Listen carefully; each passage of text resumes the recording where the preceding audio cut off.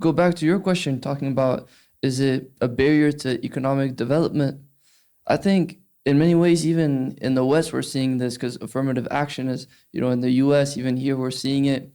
And even now with, the different ideologies of kind of left, equality, DEI structures within companies.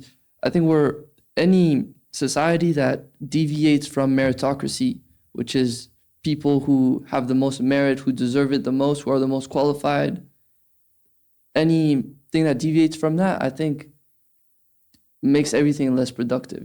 We want the best people for the best positions. And I would agree with you with one caveat. I think if we in India were to go down that way of being an absolutely meritocratic society, we need to first shore up the bottom layer. We need to find a way, instead of giving reservations to people based on their caste at universities or for jobs, build the schools in their communities. Until those schools aren't built, send them to the best schools that are available.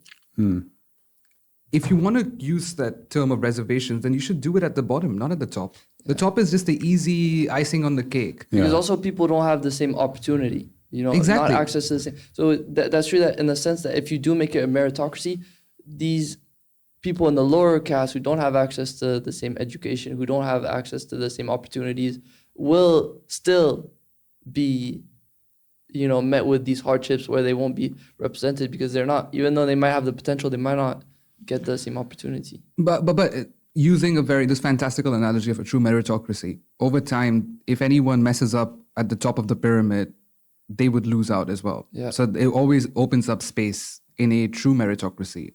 But once again, I don't think there's a single country in this world that is a true meritocracy. I think perhaps the US probably is the closest example. Yeah. And but the US it seems went the from, US is I agree, but the US did go the quickest from having no race mixing to having a black president.